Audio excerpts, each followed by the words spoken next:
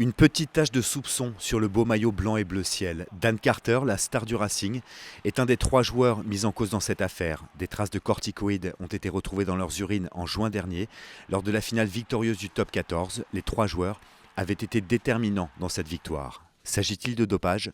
Pas forcément. Si le sportif est pris avec positif aux corticoïdes pendant la compétition, s'il présente une autorisation d'usage thérapeutique en bonne et due forme, ça n'est pas du dopage, il n'est pas sanctionné. Seulement voilà, les 3 joueurs n'avaient pas cette autorisation à usage thérapeutique, ce qui ne suffit pas à les faire basculer dans l'illégalité. En fonction du dosage et du mode d'administration, les corticoïdes peuvent être autorisés s'ils sont déclarés et prescrits, ce qui, selon le Racing, était le cas.